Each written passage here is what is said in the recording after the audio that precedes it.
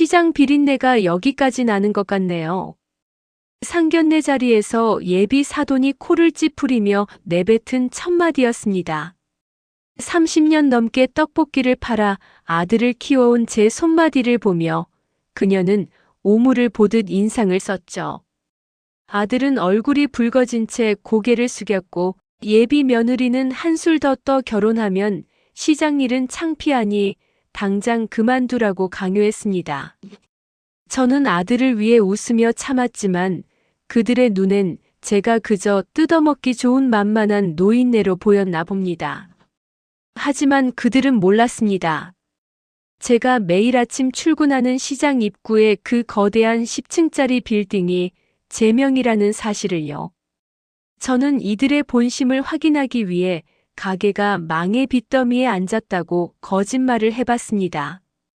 그러자 며느리는 가난은 전염병이라며 아들을 쓰레기처럼 버리고 떠나더군요. 그렇게 1년 뒤 파산 위기에 몰린 그들이 살 길을 찾아 제 빌딩 관리실로 기어들어올 줄은 꿈에도 몰랐을 겁니다. 이제 제가 누구인지 똑똑히 보여줄 차례입니다. 새벽 5시 남들이 단잠에 빠져 있을 시간에도 박혜숙의 하루는 어김없이 시작된다. 낡은 구두를 신고 대문을 나서는 그녀의 손에는 이미 수십 년간 익숙해진 장바구니가 들려있다. 시장 골목의 차가운 새벽 공기는 그녀의 폐부를 찌르지만 혜숙은 이 공기가 오히려 살아있음을 느끼게 해준다며 미소 짓는다. 할머니, 오늘도 일찍 나오셨네. 야채 가게 주인의 인사에 혜숙은 투박한 손을 흔들며 화답한다. 그녀의 손은 주름이 깊고 손가락 마디마디가 굵어져 있다. 30년 넘게 뜨거운 떡볶이 판 앞에서 그리고 차가운 물 속에서 식재료를 씻으며 다져진 훈장 같은 흔적이다. 혜숙은 시장 귀퉁이 작은 분식집 혜숙네의 주인이다. 매일 아침 직접 뽑은 가래떡과 비법, 육수로 만들어내는 떡볶이는 시장 사람들에게는 고단한 하루를 달래주는 위로였다. 하지만 시장 사람들 중 누구도 모르는 사실이 하나 있다. 혜숙이 매일 아침 출근하는 길목에 우뚝 솟은 10층짜리 대형 상가 건물. 청남빌딩, 그 건물의 등기부등본상 소유주가 바로 이 떡볶이 할머니 박혜숙이라는 사실이다. 남편을 일찍 여의고 갓난아기였던 재호를 등에 업고 노점을 시작했을 때 그녀는 다짐했었다. 내 자식만큼은 돈 때문에 기죽게 하지 않겠노라고. 혜숙은 악착같이 번 돈을 허투루 쓰지 않고 부동산에 묻어두었고 그것이 세월을 타며 거대한 자산이 되었다. 그럼에도 그녀는 여전히 시장 옷을 고집한다. 이 거친 손마디가 그녀에게는 가장 자랑스러운 삶의 기록이기 때문이다. 어느 오후 분식집 단골이자 오랜 친구인 순자가 한숨을 내쉬며 자리에 앉았다. 최근 건너편 신축 아파트 상가에 들어온 젊은 사장이 순자를 보고 시장 바닥 사람이라며 대놓고 무시했다는 것이다. 아니, 내가 시장에서 장사한다고 사람을 그렇게 벌레 보듯 한다니까. 세상 참 무섭지. 겉만 번지르르 하면 다인 줄 아는 사람들이 너무 많아. 혜숙은 묵묵히 떡볶이를 젓다가 냄비를 내려놓고 순자 앞에 앉았다. 그녀의 눈빛이 평소와 다르게 가라앉아 있었다. 순자야, 세상엔 그런 사람들이 꼭 있지. 사람을 급으로 나누고 자기보다 낮은 것 같으면 짓밟으려는 사람들. 근데 말이야, 진짜 무서운 건 조용히 때를 기다리는 사람이야. 겉모습에 속아 방심하다가 자기가 무시했던 발밑에 깔리는 법이거든. 혜숙은 잠시 창밖의 청남빌딩을 바라보았다. 복수는 뜨겁게 화를 내는 게 아니야. 차갑게 식혀서 상대가 가장 높이 올라갔다고 착각할 때 바닥을 치워버리는 거지. 그래야 다시는 못 일어나는 법이니까.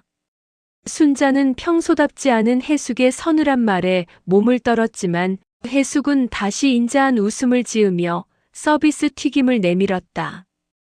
그러나 그녀의 마음 한구석에는 아들 재호의 결혼 상대가 제발 그런 껍데기를 쫓는 사람이 아니길 바라는 불안함이 피어오르고 있었다. 아들 재호가 드디어 결혼할 여자라며 승희를 소개하던 날, 해숙은 설레는 마음으로 가장 좋은 옷을 꺼내 입으려다 멈췄다.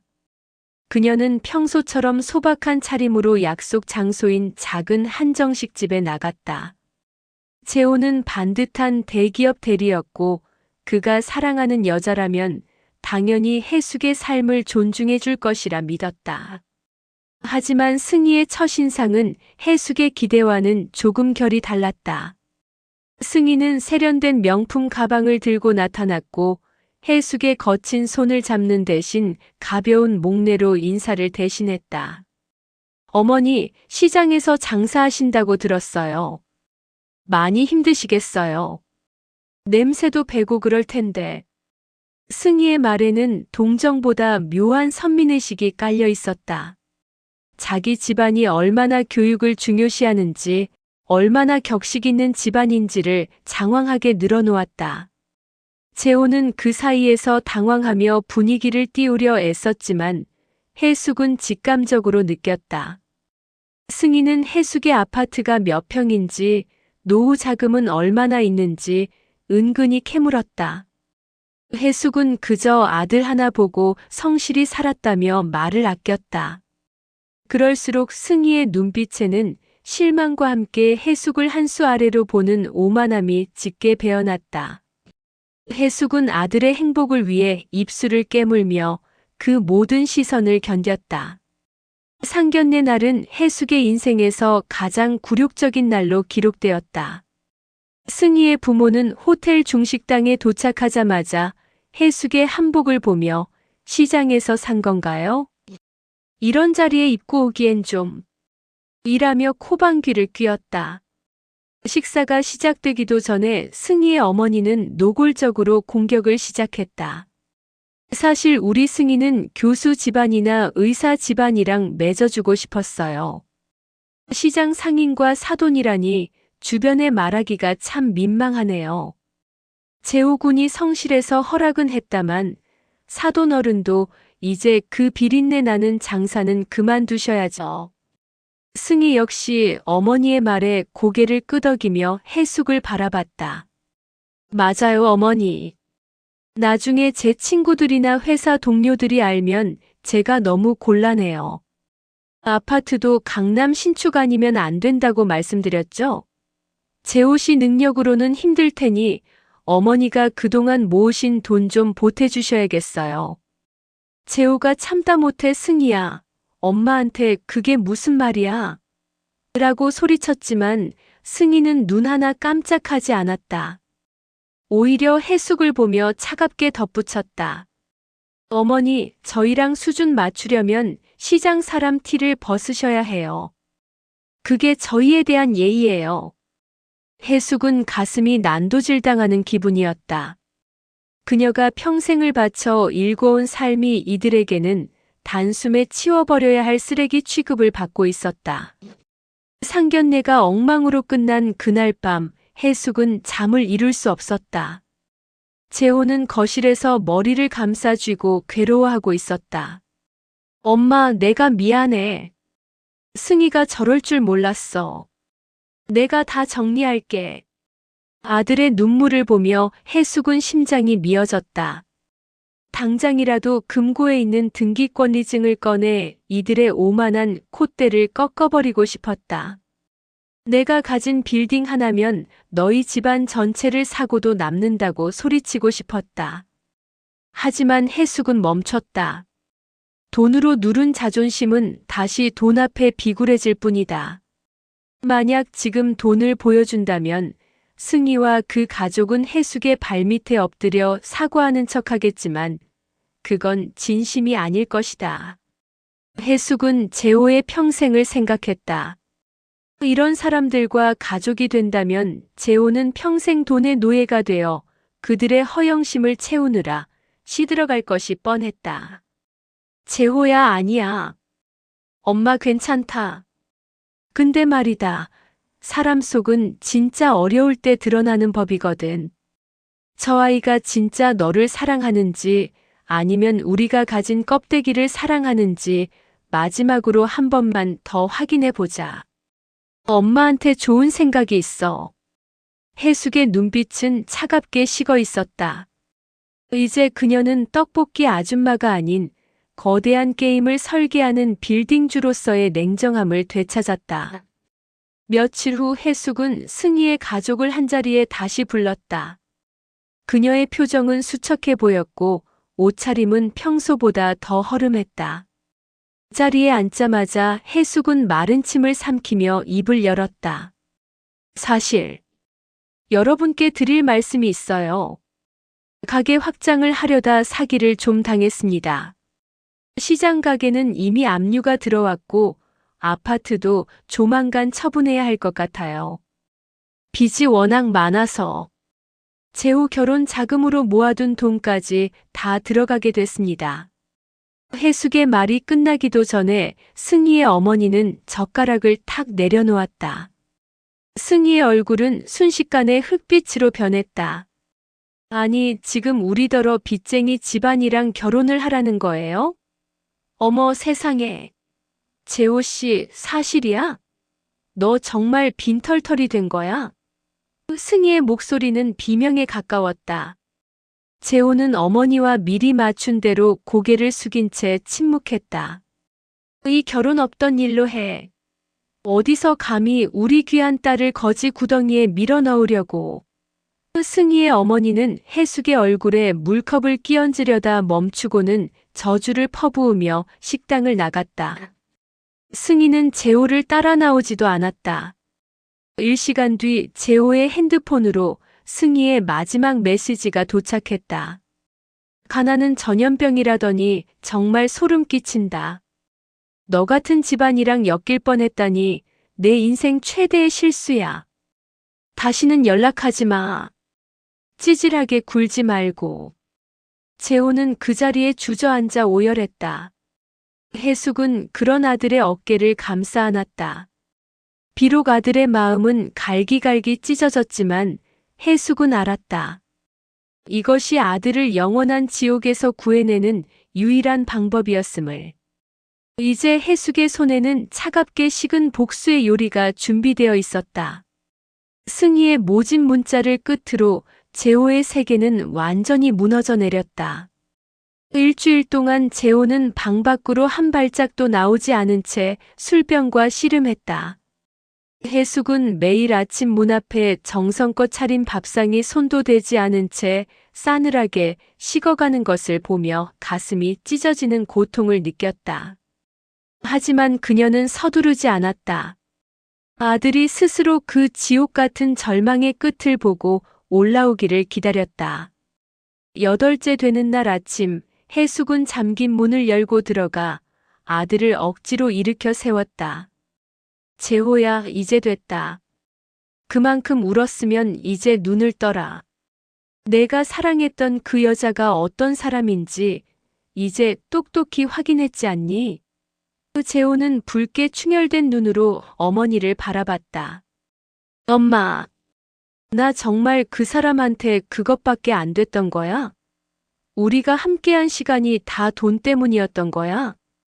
해숙은 대답 대신 장롱 깊숙이 보관해 두었던 낡은 가죽 가방을 꺼내왔다. 그 안에서 수십 권의 통장과 빳빳하게 코팅된 서류들이 쏟아져 나왔다. 재호의 눈이 휘둥그레졌다. 서류 상단에는 청남빌딩 등기권 리증이라는 글자가 선명하게 박혀 있었다. 엄마, 이게 다 뭐야? 청남빌딩? 그 시장 입구에 있는 큰 건물 말이야? 해숙은 아들의 손을 꼭 잡았다. 그래. 내 아버지가 남긴 작은 종잣돈을 내가 시장에서 떡볶이 팔며 30년 동안 불린 거다. 내 길을 죽일까봐, 혹은 내가 돈의 의지에 나약해질까봐 숨겨왔던 거다. 승희, 그 아이는 내가 가진 껍데기가 벗겨지자마자 너를 쓰레기처럼 버렸어. 하지만 재호야, 너는 이제 더 이상 그 아이가 감히 쳐다볼 수도 없는 사람이 될 거다. 재호는 한참 동안 등기부등본상의 어머니 이름을 손가락으로 쓸어내렸다. 배신감과 허망함이 뒤섞인 눈물은 이내 차가운 결의로 바뀌었다. 엄마, 나 이제 알겠어. 나를 버린 게 아니라 그 사람이 제 복을 차버린 거라는 걸. 이제 다시는 그 사람들 때문에 울지 않을게. 엄마가 지켜온 이 가치를 내가 증명해 보이고 싶어. 해숙은 아들의 눈빛에서 더 이상 슬픔이 아닌 단단한 의지를 보았다. 복수는 이제 시작이었다. 재호가 마음을 추스르는 동안 해숙은 본격적으로 정보를 수집하기 시작했다. 시장 사람들의 입은 생각보다 무서운 법이다. 시장 상인 연합회며 부동산 지인들을 통해 건너 들려온 승인의 집안의 실상은 그야말로 사상누각이었다.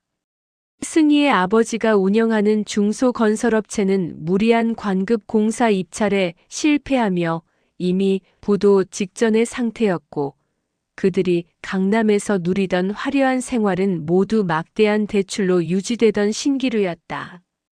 해숙 씨, 그 집 딸내미가 우리 아들 친구랑 사귀었다던데 돈 많은 집 아들인 줄 알고 붙었다가 사업 망했다니까 바로 찾다더라고. 완전 유명한 환승 연애 전문가야. 지인의 말에 해숙은 차갑게 미소 지었다. 승희는 재호를 차버린 직후 이미 다른 중견기업 후계자라는 남자에게 접근해 새로운 혼담을 추진하고 있었다. 하지만 그녀의 발등을 찍을 불길은 예상보다 가까이 있었다. 승희의 아버지가 사채에까지 손을 댔다는 소식이 들려온 것이다. 해숙은 청남빌딩 관리소장에게 특별한 지시를 내렸다. 소장님, 조만간 급하게 사무실을 찾는 사람들이 있을 겁니다. 겉은 번지르르한데 속은 썩어 문드러진 사람들이죠. 1층 상가랑 3층 사무실 비어있는 곳, 아주 파격적인 조건으로 소문을 좀 내주세요. 단 건물주 정체는 끝까지 함구하시고요. 해숙은 승인의 가족이 막다른 길에 몰렸을 때 그들에게 가장 매력적인 덫이 무엇인지 정확히 꿰뚫고 있었다. 허영심 가득한 그들은 무너지는 순간에도 남들에게 보여줄 번듯한 주소지를 포기하지 못할 터였다. 해숙은 청남빌딩 1층, 가장 채광이 좋고 유동 인구가 많은 자리에 아들을 위한 공간을 마련했다. 재호는 전공을 살려 세련된 감각의 카페 인테리어를 직접 기획했고 해숙은 시장에서 배운 정직한 맛을 카페 메뉴에 녹여냈다. 카페의 숲. 시장의 따뜻함과 현대적인 세련미가 어우러진 그곳은 오픈하자마자 인근 직장인들과 젊은이들 사이에서 명소로 떠올랐다. 재호는 더 이상 구겨진 셔츠를 입은 대리가 아니었다. 그는 단정한 바리스타 앞치마를 두르고 자신의 건물을 관리하며 손님들을 응대하는 당당한 사장으로 거듭났다. 해숙은 카페 구석에서 아들을 지켜보며 다음 단계를 구상했다. 승인의 가족은 살던 강남 아파트마저 가압류 통지서를 받은 상태였다. 그들은 당장 사업자 등록을 유지할 사무실과 거처가 절실했다. 엄마, 승인애가 요즘 인근 부동산을 뒤지고 다닌대요. 강남에선 이미 블랙리스트라 이쪽 변두리 상가까지 밀려온 모양이에요. 재호의 보고에 해숙은 차 한 잔을 내밀었다. 그래, 쥐는 막다른 골목에 몰렸을 때 보이는 구멍이 탈출구인 줄 알고 뛰어드는 법이지. 그 구멍이 뱀의 아가리인 줄도 모르고 말이야. 해숙은 부동산 커뮤니티에 청남빌딩 급매물 임대 정보를 흘렸다. 보증금은 낮추되 대신 신용 확인이라는 명목으로 그들의 치부를 낱낱이 들여다볼 수 있는 계약 조건을 내걸었다. 카페 해숙이 SNS에서 건물주 아들이 운영하는 힙한 카페로 소문이 나면서 승희의 귀에도 재호의 소식이 들어갔다. 승희는 처음엔 코방귀를 뀌었다. 어디서 대출을 잔뜩 끌어다가 도박을 하는 모양이네. 떡볶이 파는 엄마 밑에서 배운 게 그런 거지 뭐. 하지만 그녀가 새로 잡았다고 믿었던 중견기업 후계자는 이미 승인의 집안의 파산 위기를 알아채고 연락을 끊은 상태였다. 불안해진 승인은 확인차 재호의 카페를 멀리서 지켜보러 왔다. 벤츠를 타고 내리는 재호, 그리고 그에게 깍듯하게 인사하는 빌딩 관리 직원들을 보며 승희는 심장이 내려앉는 기분을 느꼈다. 말도 안 돼. 박재호가 어떻게 저런 자리에 있어? 그 집 망했다며. 승희는 질투와 분노에 휩싸여 재호의 카페 인스타그램에 악의적인 댓글을 달았다. 빌린 돈으로 허세 부리는 사장님, 시장 비린내는 못 숨기네요. 재호는 그 댓글을 보고도 미동조차 하지 않았다. 그는 조용히 해당 계정을 캡처한 뒤 차단했다. 엄마, 승희가 왔었나 봐요. 여전히 사람을 겉모습으로만 판단하네요. 해숙은 아들의 머리를 쓰다듬었다. 잘했다. 상대가 던진 돌에 맞서 돌을 던지는 건 하수다. 우리는 그냥 그 돌을 쌓아 성벽을 만들면 되는 거야. 승희는 재호의 무반응에 더욱 미쳐갔고 그럴수록 그녀의 판단력은 흐려져 해숙이 놓은 덫으로 스스로 걸어 들어오고 있었다. 승인의 가세는 하루가 다르게 기울었다. 아버지는 사채업자들에게 시달리며 잠적했고 승희의 어머니는 품위 유지를 위해 들고 다니던 명품 백들을 중고시장에 내다 팔며 하루하루를 버텼다. 그들에게 가장 큰 타격은 곧 있을 승희의 환승결혼 상대에게 보여줄 그럴듯한 배경이 사라진 것이었다. 엄마, 강남 사무실 임대료를 못 내서 쫓겨나게 생겼어. 이대로면 결혼은커녕 우리 다 길거리에 나앉아야 해. 승희의 울부짖음에 승희 어머니는 눈에 불을 켜고 사무실을 뒤졌다. 그러다 발견한 것이 바로 청남빌딩의 파격적인 임대 공고였다. 이 청남빌딩이라는 곳, 위치도 괜찮고 외관도 대리석이라 아주 고급스러워 보여. 임대료가 왜 이렇게 싸지? 건물주가 세상 물정을 모르나 봐. 그들은 지푸라기라도 잡는 심정으로 청남빌딩 관리실에 연락했다. 관리인은 해숙의 지시대로 그들에게 아주 친절하게 대했다. 건물주 어르신이 시장 인심이 좋으신 분이라 사정이 어려운 기업가분들을 돕고 싶어 하십니다. 승인에는 그 시장 인심이라는 말의 진짜 의미를 알지 못한 채 자신들의 행운을 자축하며 계약 날짜를 잡았다. 그들은 자신들이 무시했던 해숙의 발밑으로 기어들어오고 있다는 사실을 꿈에도 몰랐다. 계약 당일 승희와 그녀의 어머니는 마지막 남은 자존심인 양 한껏 치장을 하고 청남빌딩 로비에 나타났다. 선글라스를 끼고 거만하게 걸어 들어오는 그들의 눈에 로비 유리창을 닫고 있는 한 노파가 들어왔다. 작업복을 입고 수건으로 창문을 문지르고 있는 박혜숙이었다. 어머, 저 여자 좀 봐. 승희야, 저 아줌마 내전 시어머니 될 뻔한 그 떡볶이 장사꾼 아니니? 승희의 어머니가 해숙을 가리키며 낄낄거렸다. 승희는 혐오스럽다는 듯 인상을 찌푸렸다. 맞네요. 결국 시장 가게도 다 말아먹고 이런 빌딩에서 청소부나 하고 있나 봐요. 아유, 진짜 소름 끼쳐. 재호 씨 안 만난 게 천만다행이지. 승희의 어머니는 일부러 해숙의 곁을 지나가며 구두굽 소리를 요란하게 냈다. 어이, 청소 아줌마. 여기 바닥에 먼지가 좀 많네. 좀 제대로 닦지 그래. 곧 이 건물 세입자가 될 귀한 분들이 오시는데 말이야. 해숙은 고개를 숙인 채 수건을 쥐어짰다. 그녀의 입가에는 아주 가느다란 미소가 걸려 있었다. 죄송합니다. 귀한 분들 오시는데 불편하지 않게 깨끗이 치워두겠습니다. 해숙의 비굴한 목소리에 승인에는 승리감에 취해 관리실로 향하는 엘리베이터에 올랐다. 해숙은 그들이 탄 엘리베이터 층수 표시기가 올라가는 것을 보며 천천히 작업복을 벗었다. 그 아래에는 우아한 실크 원피스가 감춰져 있었다. 건물 9층 VIP 상담실. 승희와 그녀의 어머니는 최고급 소파에 앉아 비서가 내온 커피를 마시며 거드름을 피웠다. 여기 소파가 이태리제인가 봐요. 건물주 감각이 아주 좋네요. 우리 남편이 이런 품격 있는 곳에서 사업을 다시 시작해야 기운이 살지. 승희 어머니의 말에 관리소장은 묵묵히 서류만 정리했다. 곧 건물주께서 직접 오셔서 도장을 찍으실 겁니다.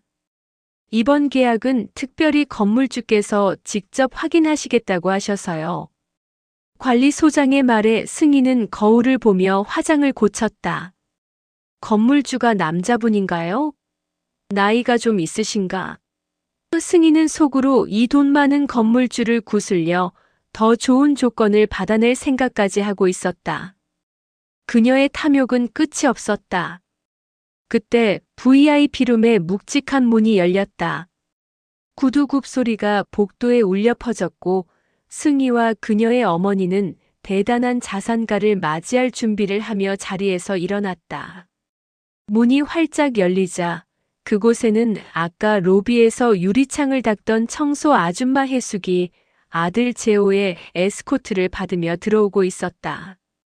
해숙의 눈빛은 아까의 비굴함은 온데간데 없이 이 거대한 건물을 지배하는 주인으로서의 서늘한 위엄으로 가득 차 있었다. 시장 상인과는 격이 안 맞는다더니 시장 상인이 닦아놓은 건물 유리창은 깨끗하던가요? 해숙의 목소리가 정적을 깼다. 승희의 손에서 커피잔이 바닥으로 떨어져 박살났다. 청남빌딩 9층 VIP 상담실에 감돌던 정막은 비명이 섞인 승희 어머니의 목소리에 산산조각 났다. 이게 어떻게 된 일이야? 내가 왜 여기 있어?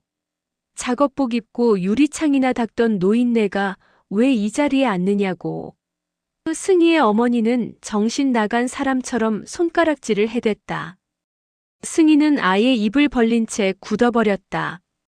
그녀의 손에서 떨어진 커피가 하얀 카펫을 검게 물들이고 있었지만 아무도 그것을 신경 쓰지 않았다.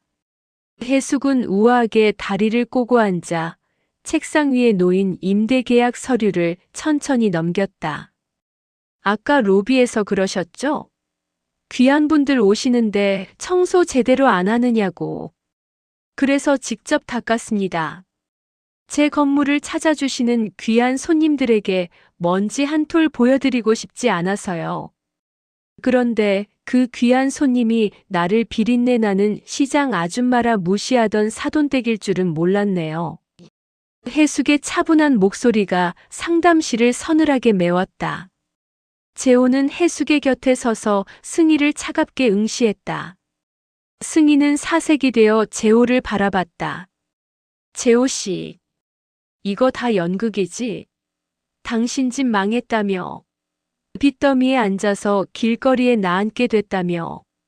어떻게 된 거야? 재호는 헛웃음을 지었다. 그래, 우리 집 망했다고 했을 때 내가 보낸 마지막 문자 기억나? 가난은 전염병이라고 찌질하게 굴지 말라고 했지. 그 덕분에 알았어. 너라는 사람이 내 곁에 있을 때가 내 인생 진짜 최대의 위기였다는 걸. 승희의 어머니는 그제야 사태를 파악한 듯 해숙의 책상 앞으로 달려들었다. 사돈. 아니, 사돈 어른. 우리가 잠시 눈이 멀어서 그랬어요. 요즘 우리 남편 사업이 조금 힘들다 보니 예민해져서. 승희도 얼마나 후회했는데요. 이 계약, 우리 정말 절실해요. 이 사무실 없으면 우리 다 죽어요. 해숙은 승희 어머니가 내민 손을 차갑게 뿌리쳤다. 사돈? 누가 사돈입니까? 빚쟁이 집안이랑 엮이기 싫다며 도망칠 땐 언제고 이제 와서 사돈이라니요. 그리고 이 건물 관리 규정 제1조가 뭔 줄 아십니까? 품격과 신뢰가 없는 자는 입주할 수 없다입니다. 당신들은 이미 그 자격이 없어요. 해숙은 서류 가방에서 도장을 꺼내는 대신 계약서 전체를 반으로 찢어 쓰레기통에 던져 넣었다. 임대 거절입니다. 지금 당장 내 건물에서 나가주세요. 보안 요원들 부르기 전에. 승희는 재호의 무릎을 잡고 늘어졌다. 재호 씨, 제발. 나 한 번만 용서해줘. 나 정말 당신 사랑했어. 그땐 엄마가 시켜서 어쩔 수 없이. 재호는 승희의 손을 냉정하게 떼어냈다. 사랑? 내가 사랑한 건 내 배경이었겠지. 근데 어쩌나 그 배경이 이젠 내가 절대로 가질 수 없는 성벽이 됐는데. 경비원들, 이분들 밖으로 안내해드려. 보안 요원들이 들어와 승희와 그녀의 어머니를 양팔로 붙잡았다. 그들은 로비를 지날 때까지 고함을 지르고 악담을 퍼부었지만 이미 그들의 허영심 가득한 세계는 완전히 붕괴된 뒤였다. 승인의 가족은 그날 이후 보증금조차 마련하지 못해 사채업자들에게 쫓기는 신세가 되었고 승희가 계획했던 환승 결혼 상대에게도 모든 과거가 폭로되어 비참하게 버림받았다. 계절이 바뀌어 시장 골목에도 따뜻한 봄바람이 불어왔다. 해숙은 여전히 새벽 5시면 시장으로 출근한다. 빌딩주가 된 뒤에도 그녀는 떡볶이 판 앞을 떠나지 않았다. 해숙 씨, 오늘도 떡볶이 맛이 기가 막히네. 근데 이제 빌딩 관리만 해도 편안하게 사실 텐데 왜 이렇게 고생을 해? 이웃 상인의 물음에 해숙은 환하게 웃으며 대답했다. 내 손에 밴 이 고추장 냄새가 나를 살린 냄새인걸요. 이게 없으면 박해숙이가 아니지. 해숙은 이제 시장 상인들을 위한 장학재단을 만들어 아들 재호와 함께 운영하고 있다. 시장의 어린 아이들이 돈 때문에 꿈을 포기하지 않도록 돕는 것이 그녀의 새로운 목표가 되었다. 재호의 카페 해숙은 이제 도심의 명소로 완전히 자리 잡았고 재호는 그곳에서 겉모습이 아닌 진심을 나눌 줄 아는 따뜻한 조력자를 만나 새로운 인연을 쌓아가고 있다. 어느 날 오후 해숙과 재호는 카페 테라스에 앉아 노을 지는 시장 풍경을 바라보았다. 엄마, 요즘 정말 행복해요. 그 일이 없었으면 저도 계속 껍데기만 쫓으며 살았을지도 몰라요. 재호의 말에 해숙은 아들의 손을 꼭 잡았다. 해숙의 손마디는 여전히 굵고 투박했지만 그 어떤 보석보다 아름답게 빛났다. 멀리 길 건너편 초라한 행색으로 짐 가방을 든 한 여자가 해숙의 빌딩 앞을 지나가다 멈춰 서는 것이 보였다. 승희였다. 그녀는 한참 동안이나 자신이 가질 수도 있었던 거대한 건물을 올려다보다가 해숙과 재호의 행복한 웃음소리가 들려오자 고개를 숙이고 도망치듯 어둠 속으로 사라졌다. 해숙은 그 뒷모습을 보며 작게 읊조렸다. 복수는 차갑게 식었을 때 가장 맛있는 법이지. 하지만 진짜 승리는 그 차가움을 잊을 만큼 따뜻한 내 삶을 사는 거란다. 해숙의 얼굴에 서린 평온한 미소는 그녀가 진정으로 승리했음을 증명하고 있었다. 시장 골목의 떡볶이 연기 위로 모자의 행복한 웃음소리가 길게 울려 퍼졌다.